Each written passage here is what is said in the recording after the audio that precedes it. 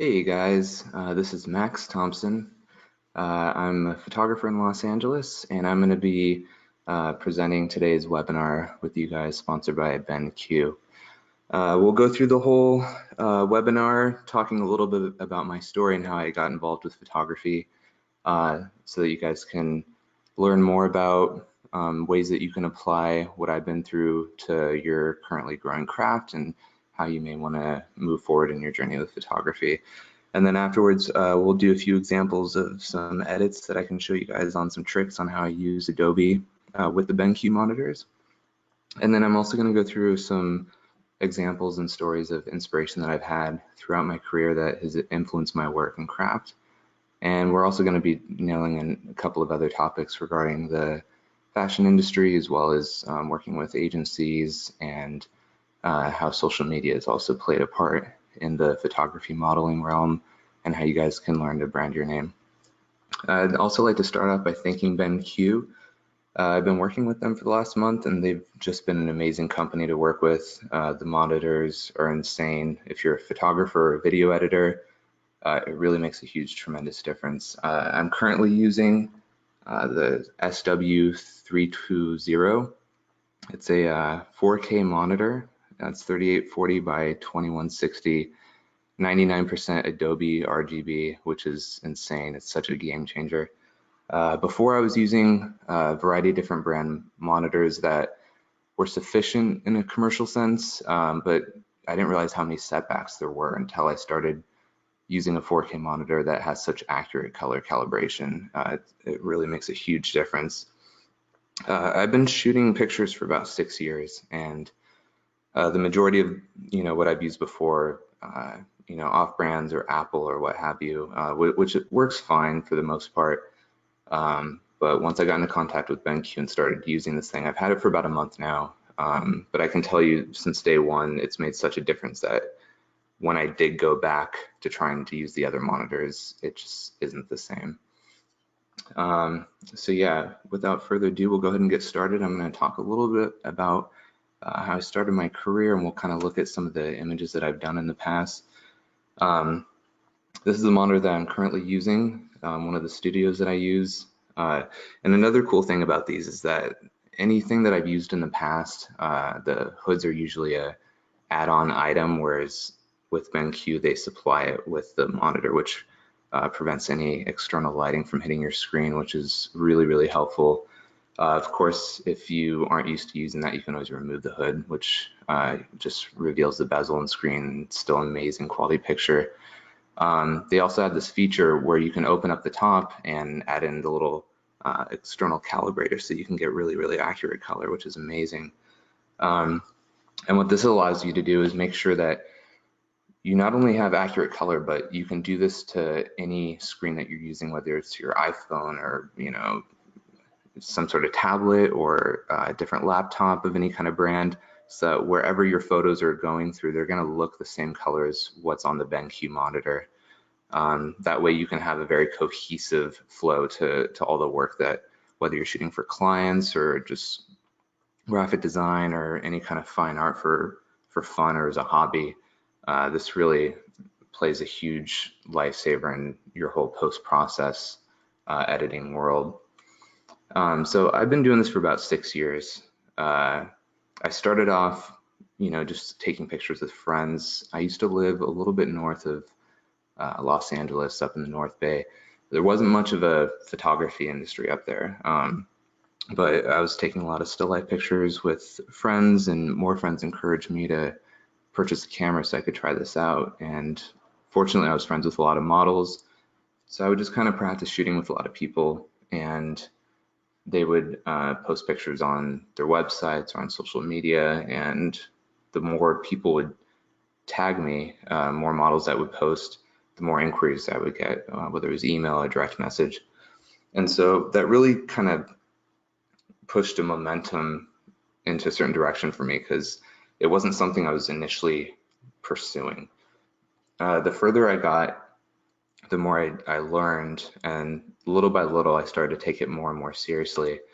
I was very intrigued by artists that shot a lot of black and white, a lot of color.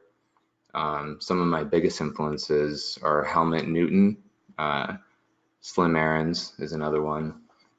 I'm really influenced by a lot of directors' work, Christopher Nolan, Stanley Kubrick. I'm going to be giving some stories and examples on some of the influences that I've had also.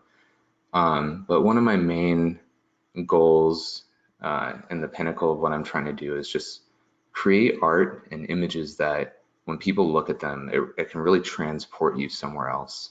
For me, that's kind of what photography boils down to is, you know, whether you're a guy just sitting in a cubicle at work, you know, flipping through your phone, or if, you know, just any line of work that you're in, you could look at someone's picture and it can transport you into a different place or a different era.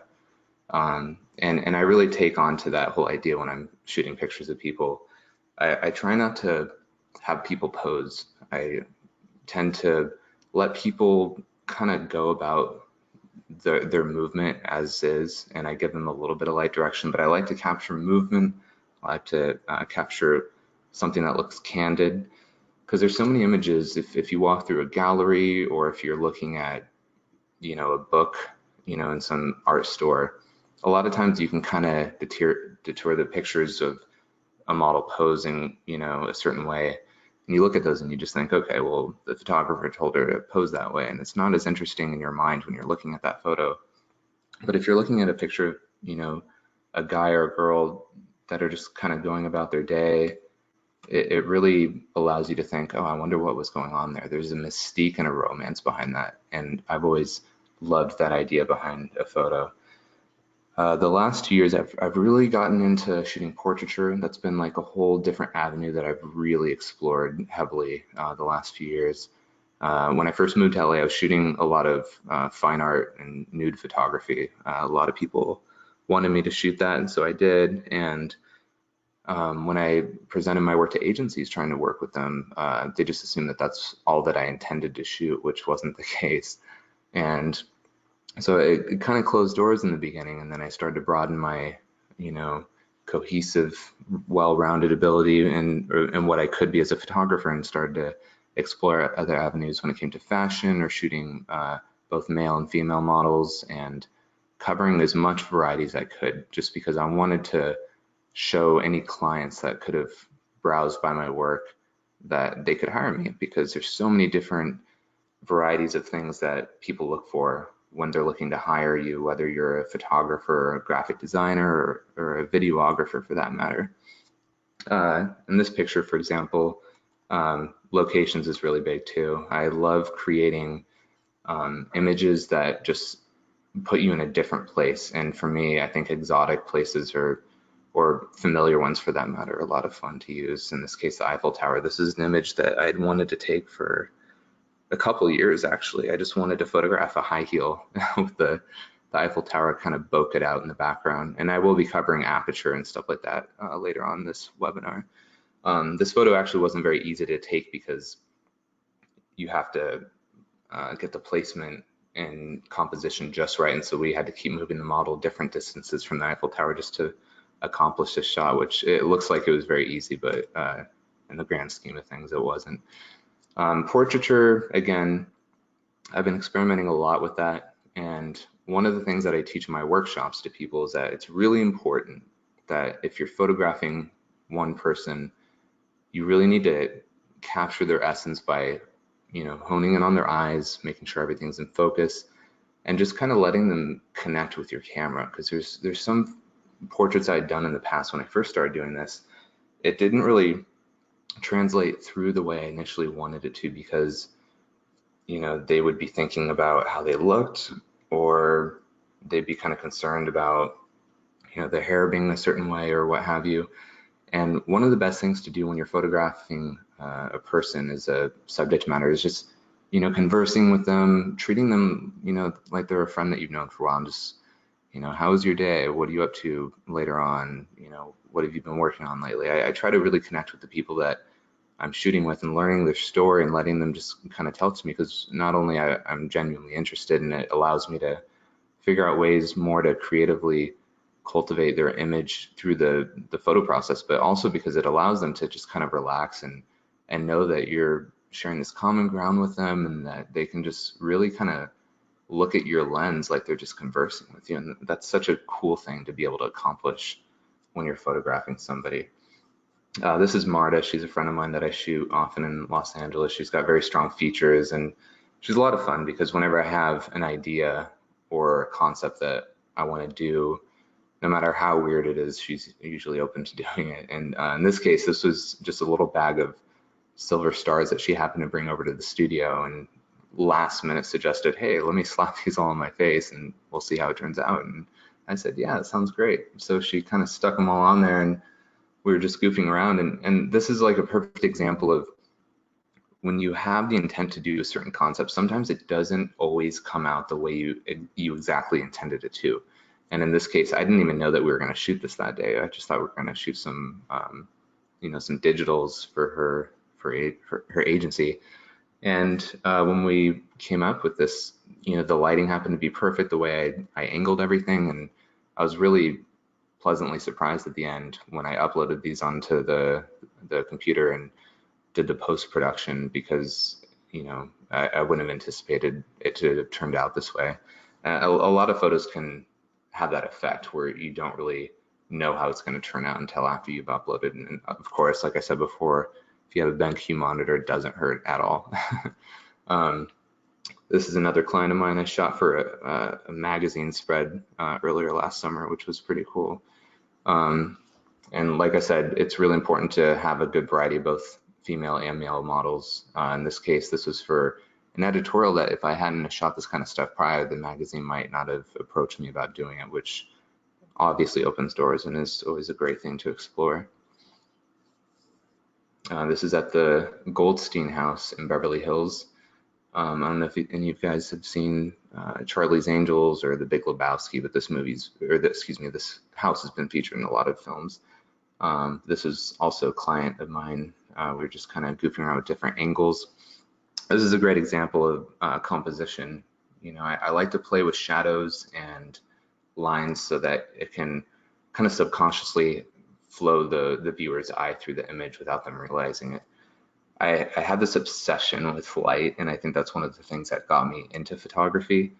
And there's so many things that you can do with shadow play. And in this case, I was just so mesmerized by all the little glass bubbles that are on this rooftop, because it really adds a lot of flair in pair with the shadows that are on that rooftop and the light that's coming from above. And this is below the rooftop, which is really cool. The whole house is cement and glass. And so the little skylights were actually the ends of Coke bottles that they had installed into the roof, so that during the daytime you get these little pockets of light coming through the house, and then at night it just kind of turns to light, which is really cool. But I actually shot this through a glass window, which is creating that reflection that's over the model's kind of collarbone clavicle area. And that's another really fun thing to play with.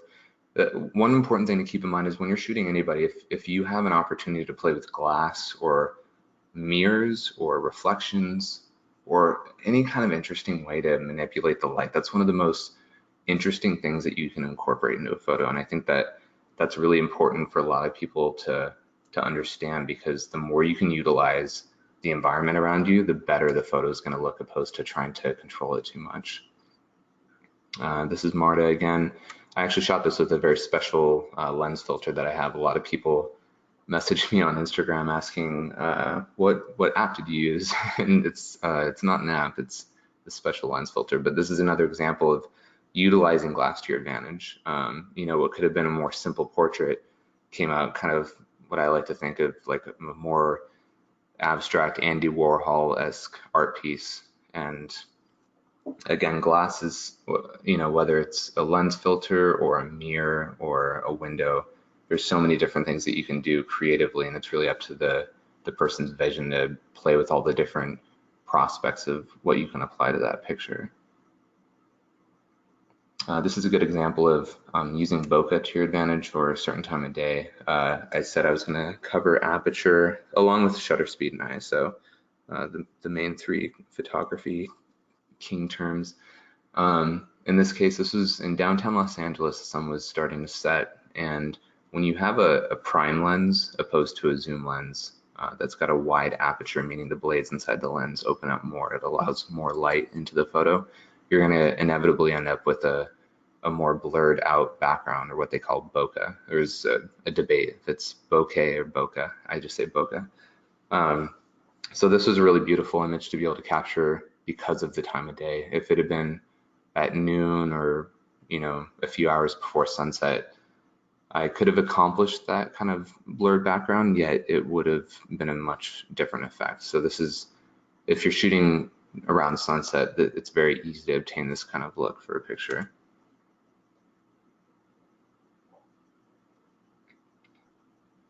So in the fashion industry, I've really put my hand in the water the last year with experimenting with different fashion looks and collaborating with a lot of companies or clients that have hired me.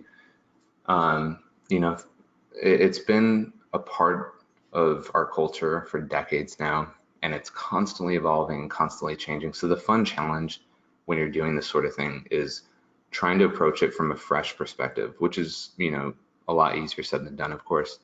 But as long as you're just having fun with it and trying to do something different, it's fail-proof in that sense. You know, if you're trying too hard, which I have done before in the past, sometimes you just kind of crash and burn. But in this case, this is an example of a shoot that I did through another company that got me this location. This was from a Christopher Nolan film from The Dark Knight.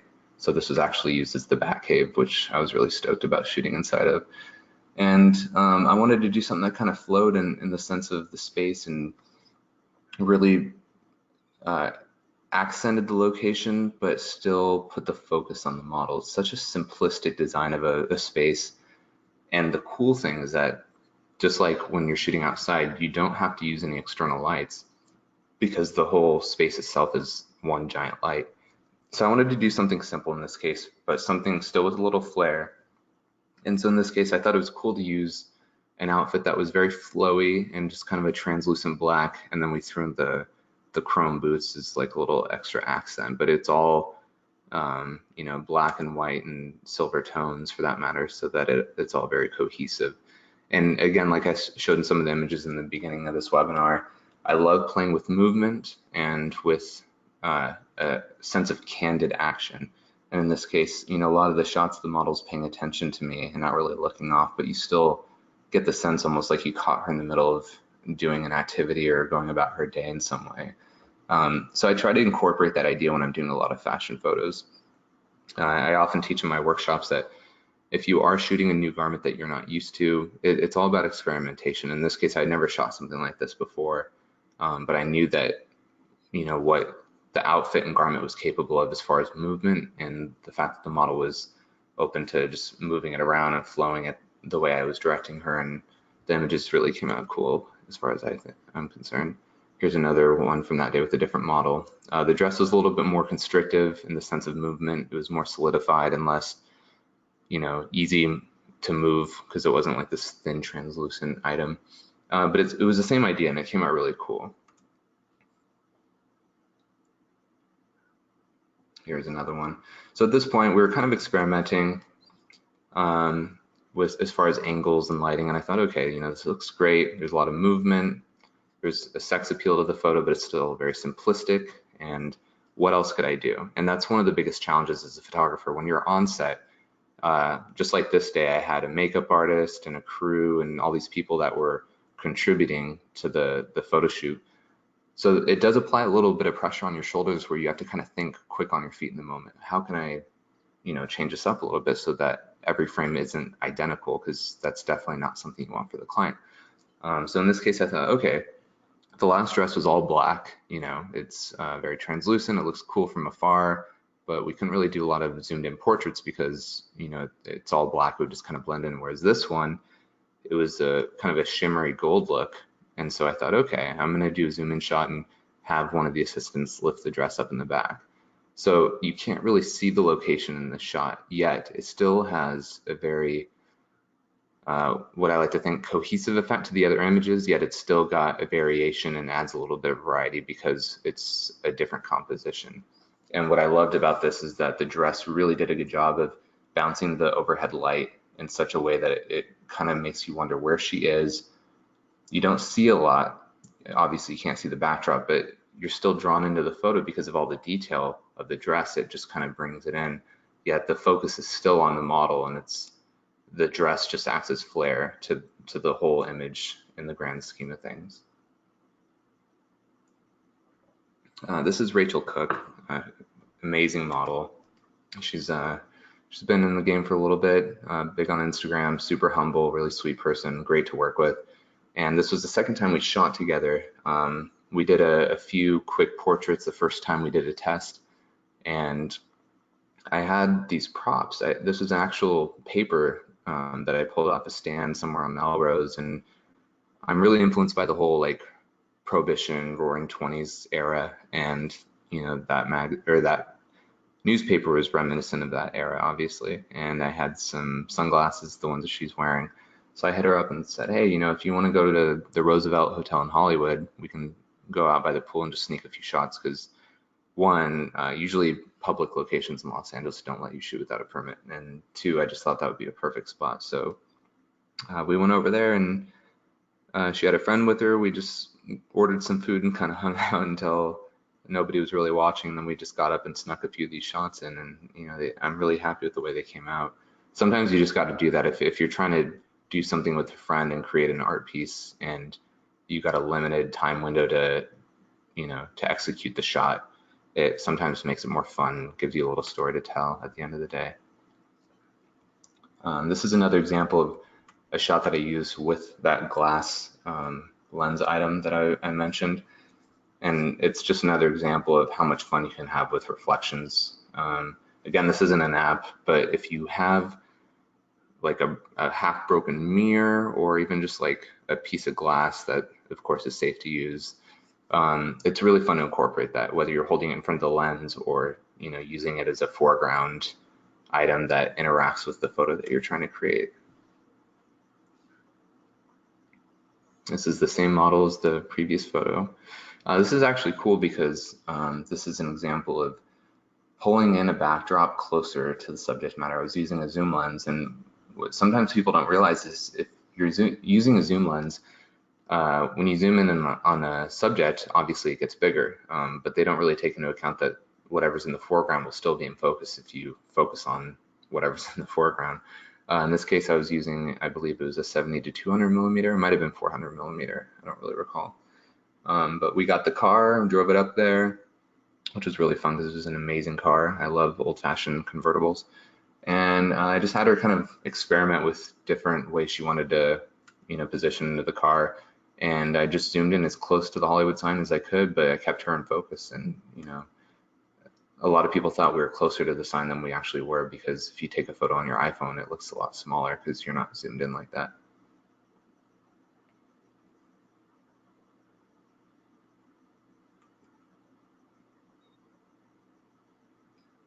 And this one, it's the same angle, but I was zoomed out just to pick up more of the car, so you can see the difference in how close the sign is there in contrast to how it is right there. It's just really fun to play with zoom lenses in that sense. Here's some of my black and white portraiture. This guy was pretty cool.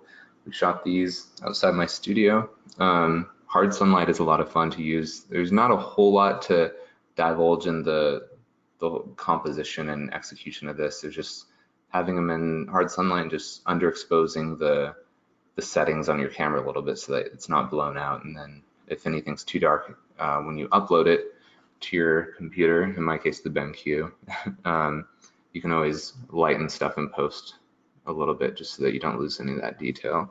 I'll let you guys look at a few of these here.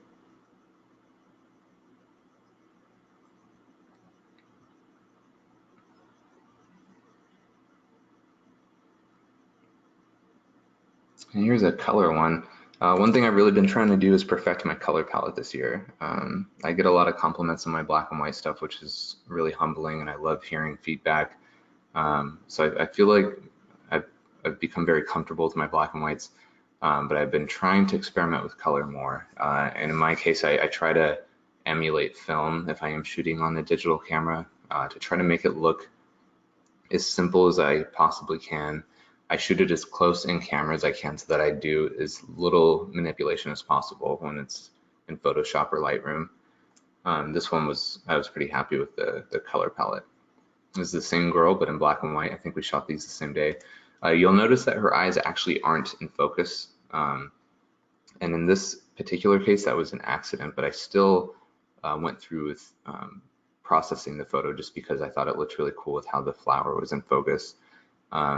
You know, they have these kind of guidelines much more than rules, but sometimes, as you see, the photo can still look cool if it's something that you're happy with. So even if someone were to point out, well, her eyes aren't in focus, I would just say, well, yeah, but it's still kind of cool looking. So I just went ahead with it.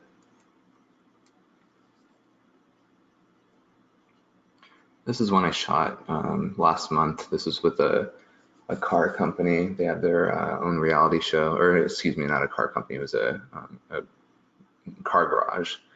And they were a lot of fun to work with, but I told them that I had this thing with old classic convertibles and they happen to have one. And they said, yeah, we're going to be selling it pretty soon.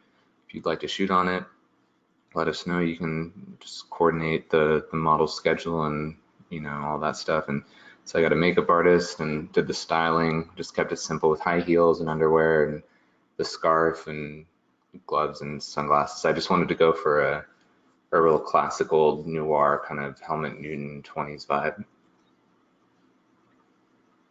In a lot of these cases, it's really just about painting a moment, whether it's something that is kind of preordained and you plan it out, or if it's legitimately a candid photo. At the end of the day, as long as you present it that way, it's not really going to matter. This is my friend Emma that I shoot with sometimes. We're just outside the Chateau Marmont, and the outfit paired really well with the environment, and it was about high noon sunlight, which I love using sometimes, and in this case it worked really well because all the whites just popped so well, and she had dark skin, so in contrast to the outfit, it created a really good contrast for black and white photo, which I love using. Here's another one from that day. And historical places are really fun to use. The Chateau Marmont's a place that I go to frequently for coffee, and there's just so much history within the walls. You know, when you go there, you just feel the electricity just because of the history. And there's so many places in Hollywood that have that kind of energy when you go into them. So when you're able to get away with taking a few images of a person in one of those kind of locations, it creates that much more energy in the photo, for me at least. And people might not initially recognize that if they aren't familiar with the location that you're shooting at, but if you tell the story behind it, it'll make the photo that much more interesting for people to look at and observe. This is a portrait I shot a few weeks back. Pretty standard digital if you're shooting for an agency. You know, this is another black and white, of course, and this is a good example of just getting the eyes in perfect focus and just making sure that all the details in there. You know, I did some post-processing of the picture, but for the most part, I kept everything very true when it came to showing like pores and details and what have you. So I think we'll go into a little bit of editing now. I'm using the laptop connected to the BenQ right now, so it might be a little slow, but I have Lightroom on this particular computer, so we'll go and switch over to the develop module, and I'll show you guys a few ways of how I can edit these. If you bear with me here. So in this case, we'll go ahead and do a color one. I have presets, but I feel like that's kind of cheating if I'm trying to demonstrate something. So I'm just going to sort of start from scratch. So in this case, I'll add a little bit of grain, add some noise reduction in the beginning just to make it a little smoother, maybe sharpen it here. So for the most part, that's not like a tremendous difference right now. In this case, the photo is pretty close in camera to what I would have wanted as far as exposure goes. There's not a whole lot of manipulation I would do as far as lighting and exposure. Might add a little bit of highlights in the tone curve, but we'll do that now just to see how it looks. And to compensate for any you know, exposed lighting, I'll go and turn the exposure down up here and just kind of keep balancing that out a little bit. Might even turn up the shadows. Again, this is a laptop, so it's a little delayed right now. So you can kind of see a difference there if I do a little before and after. The main thing I do in post work, whether it's black and white or colors, to try to just add a little bit of sense of drama to it so that it's still natural, yet it still has a little bit of extra flair than it did before. So a lot of times, for example, if you're in Lightroom, you could just play with the sliders down here. There's a little split tone function. This allows you to kind of mess with the colors a little bit so you can sort of experiment and see where you like to have it land.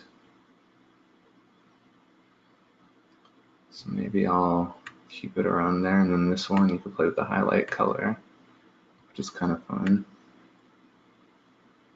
So already that looks pretty cool.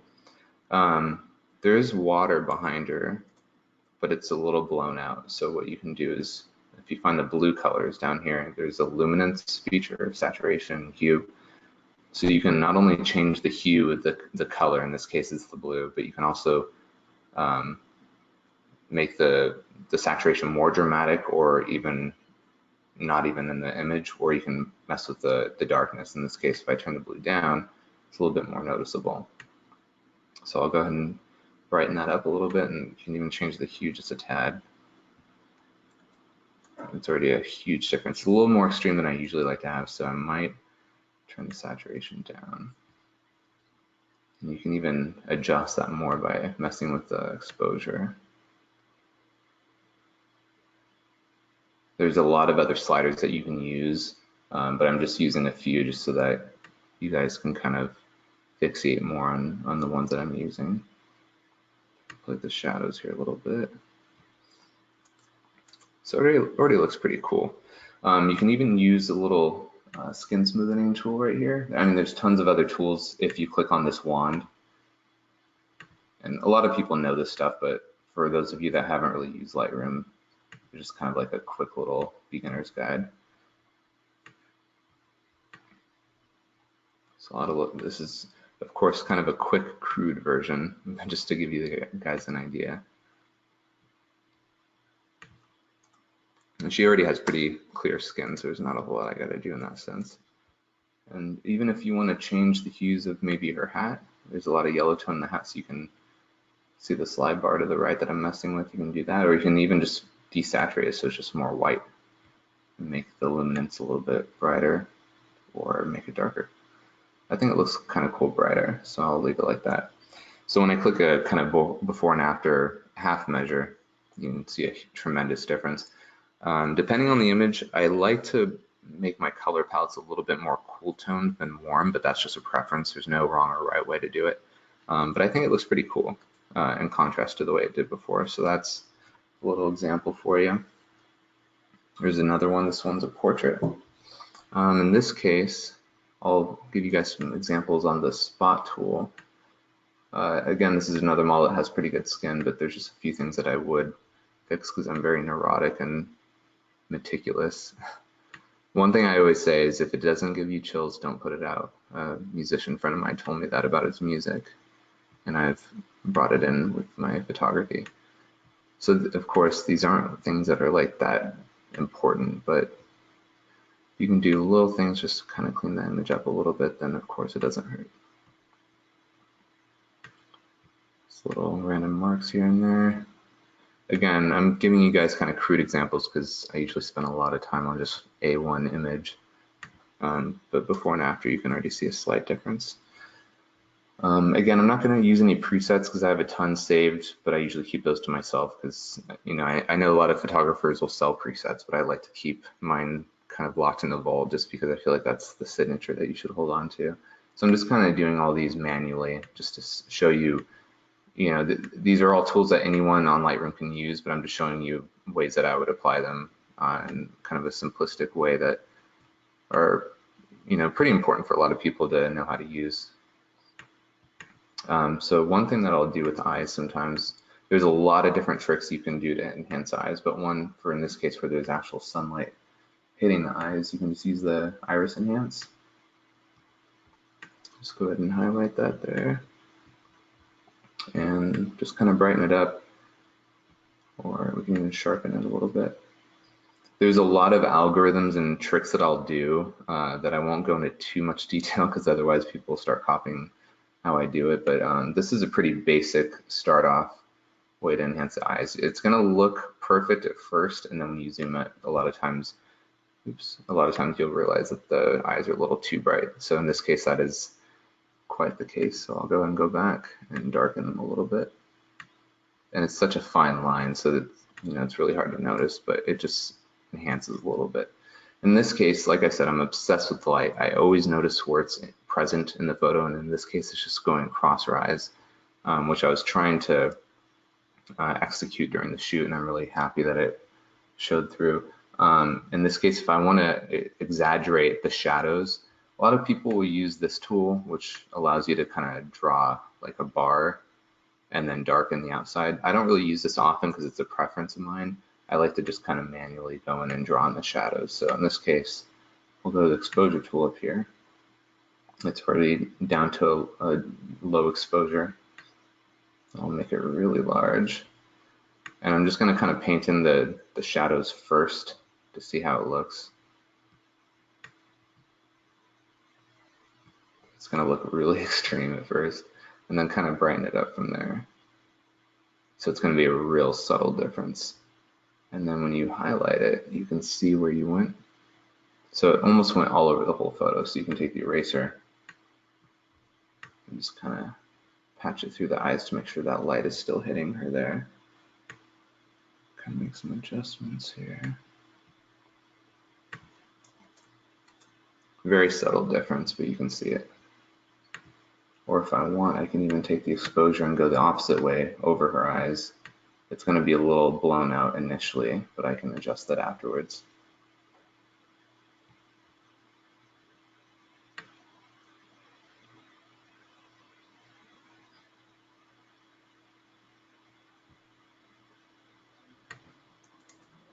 You can see a little slight difference. There's so many different things that you can do to enhance an image in that sense when it comes to shadows. Then take these out. We'll go to one more here. So this is cool. Actually, I have two versions of this. There's one where the subject matter is in focus, in this case the model, and then there's another one where the backdrop is in focus and she's the foreground that's out of focus. And a lot of times I'll teach this in workshops just to show that you can have a subject matter right in front of your camera, but it's up to you as a photographer to decide what you want the focus of the image to be.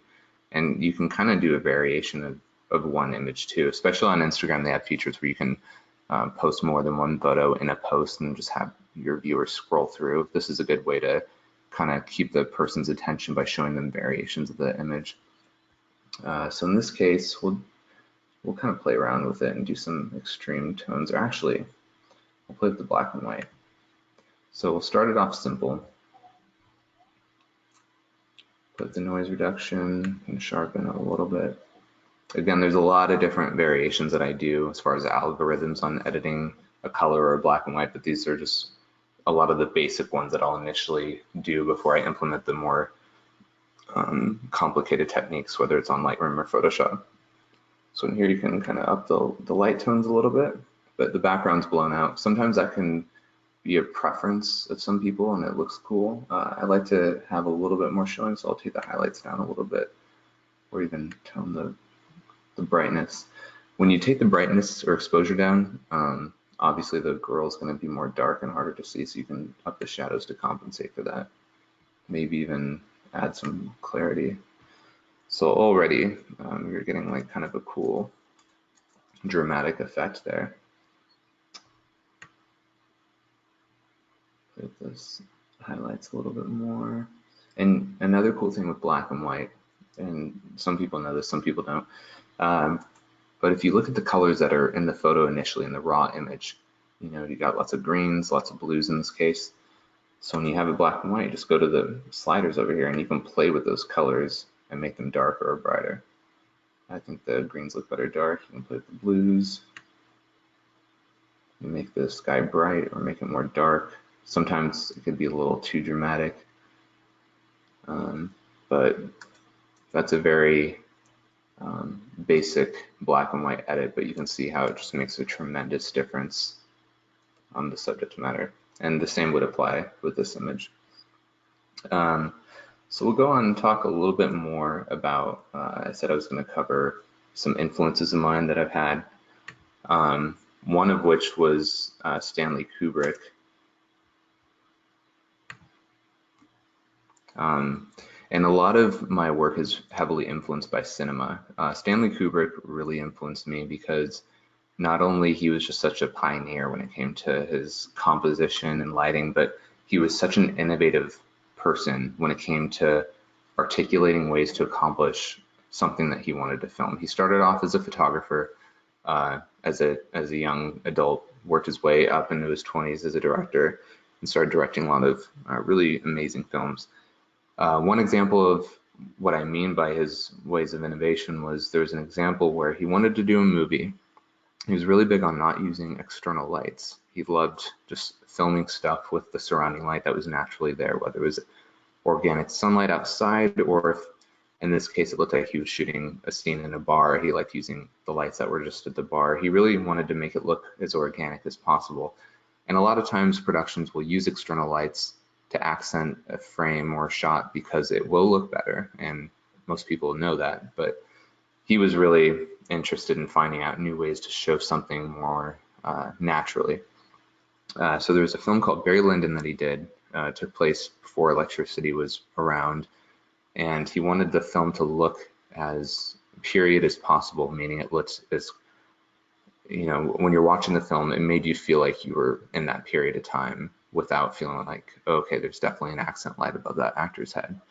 And so he thought, how can I do this? And he got a hold of these Carl Zeiss lenses that were made because Carl Zeiss was commissioned by NASA to create these lenses so that when they did the Apollo missions, the lenses could photograph the dark side of the moon. They had such a fast aperture.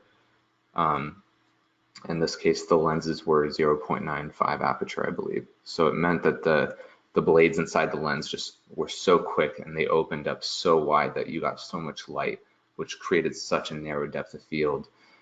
And he got a hold of some of these lenses. I'm not sure how much they cost. I'm assuming they were a staggering price. Took them to his camera specialist and said, I need to mount these on this, you know, special movie camera that I just obtained.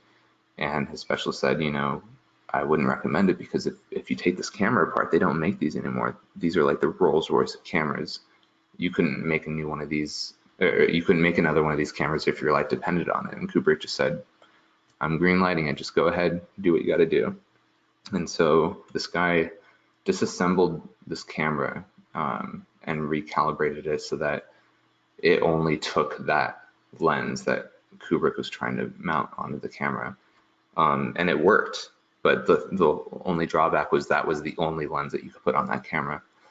But because of his innovative vision and wanting to do something that didn't currently exist at the time for any other director to use, he was able to get the lens mounted on that camera. And as a result, he got these breathtaking images that were only illuminated by the candlelight. There was no external studio lights in these shots. And it was because he had this really fast lens that was made for NASA initially, and he used them for his movie. It was just amazing. And I thought that that was a really, really cool thing. And it just inspired me in so many ways and taught me a lot about aperture and ISO and just different ways that you can light a shot. And no matter what kind of camera you're using, whether it's Sony, Canon, Nikon, you can use anything from zoom lenses to prime lenses, meaning that they don't zoom. You get a little bit more of a sharper picture with those kind of lenses, but you don't have as much accessibility when it comes to composition if you're trying to get like a 24mm frame and then a 70mm frame within the same minute. So it really just depends on if you're shooting landscape or if you're shooting portraiture. Lenses are a really interesting thing because cameras are just like cars in the sense that the more mileage a car gets, the closer to the end of its lifespan it reaches. It starts to kind of, you know, deteriorate and slow down, lose its value, and it's the same with the camera. The more shutter clicks you put on the camera, it's just like the mileage on a car. The camera is going to start to get closer to the end of its lifespan to the point where it just kind of belly flops one day and you can't use it anymore. The reason lenses are so interesting is because as long as you take care of the glass, they can last you a lifetime. So a camera you can use for a couple of years and then it's worth half the value of what you bought it for, if that. Whereas if you buy a lens and take really good care of it for 10 years, it could be pretty close to what you bought it for. And I can go on and on about lenses, and we only have a limited amount of time, so I'm going to move on. Next topic is social media, is how I implemented that in my photography. I really picked up a camera just a year before Instagram became a thing, and I had only dabbled in it that first year, not really taking it too seriously, but having a profound interest in it nonetheless. And when I made an Instagram account, I'm referring to Instagram over all the other social media just as an example because it's one of the more stronger social media platforms I use for work now. But you know, before, just like anyone else, I used it to take selfies and pictures of my food and all that silly stuff. Once I got more and more serious with photography, I deleted all that personal imagery and devoted my account to solely be to promote my work. And so the more I did that, the more I learned techniques onto how to promote myself. And I really didn't know what I was doing, but I knew that I had this massive audience checking out or potentially seeing what I was doing. You know, of course, if you don't have a lot of followers, you feel like you don't have a lot of eyes on your work, but you got to think in terms of the grand scheme of things and the bigger picture of what you're capable of drawing in. And, you know, I was a new kid with the photographer that didn't really know his way around a camera too well, but I knew exactly what kind of images I wanted to compose. I had them all in my head. So the artistry and craft was there in my mind, but I just didn't really know how to make it tangible. So I just watched a ton of YouTube videos and tutorials on how to, you know, manipulate functions on the camera, or what lens was good for what kind of picture. And over time, I started to really get it down to a T. And the more I posted online, the more feedback I would get, whether it was good or bad, and I would just absorb all of it. You know, I didn't take offense if somebody left a comment on a photo saying, oh, this isn't very good. I would just learn and just say, okay, well, this is what they had to say, and I'm going to take that into account. Or this is what I was trying to accomplish, even though this is what they said, so I don't agree. You know, in any angle or spectrum of how you approach the situation, I just absorbed and learned as much as I possibly could. And above all, I really just learned how to be better at what I wanted to put out as far as my work goes. And I think it's really important to stay true to what you want to photograph. You know, these days people a lot of times can post stuff that they think is just good for engagement, which is great. You know, you want to brand yourself and know that people are taking an interest in what you're doing. But it's really, I can't stress this enough, and I always say this in my workshops, it's really, really important to photograph the subject matter, not only that you want to photograph, but the way you want to photograph it. In my case, I love shooting people, whether it's men or women. I love shooting fashion. I love shooting artistic, you know, artistic locations or color palettes, whatever it may be. You know, I just like to put out the imagery that I think is exotic and kind of phantasmagorical, if you will. Just kind of like a surreal state of reality, and I wouldn't change it for the world because I really enjoy shooting that kind of stuff, and a lot of it ties into the fashion industry. And I think that as long as you find a niche of what you want to photograph, you just got to keep promoting it on social media, keep promoting your brand as much as you can, and constantly reach out to companies, agencies. The fashion industry was interesting for me because, like I said, when I first moved to LA, my portfolio or book or whatever you want to call it wasn't as well-rounded. A lot of it was just artistic nude stuff. And, you know, I still shoot, you know, nude women or men or whatever. And now I just try to incorporate it into a cohesive, bigger picture. So I'll shoot fashion, I'll shoot portraiture, I'll shoot people in cars or with a plane flying over their head. Anything that you think is interesting where you could picture it being hung up in a gallery, that's the main thing that I think that you should strive for. Contacting different clients and agencies is really a lot more simple than people realize. Nowadays with social media and, you know, the internet, all you have to do is email them or send them a direct message on whatever platform or portal that you're using, whether it's social media or what have you. just reach out to them and say, hey, you know, I'm a photographer for hire. Let me know if you need any pictures done for any campaigns that you have coming up. And you'll also notice that as you get kind of higher on the totem pole of exposure, the more people that you work with, the more those people can also network you with people that they know and get you in touch with those of whom you would have had to contact directly. And that just also adds a huge convenience to the whole picture. A lot of times when you go into agencies, you'll see stuff like this. It's just their models cards up on the side. And if you're shooting a campaign for a company, for example, like if it's a company that sells bikinis, you can go to the agency and say, hey, this company, you know, needs 2 girls that have these kind of looks, and then they'll say, okay, well, this is the girls' rates, what is the budget, etc. Once you get to that point where you can start kind of coordinating back and forth with agencies and the companies, it's a lot of fun to know that you're part of this mix that kind of creates these images for something that will be branded on a website. It's really a special thing to be a part of a big group that does something like that. These are some images I pulled online of just kind of behind the scenes of some studio shoots. One thing I've noticed is doing a lot of behind the scenes stuff is also really fascinating. I've even done shoots that solely curate around showing what's going on behind the scenes, because to me sometimes that's just more fascinating to look at, you know.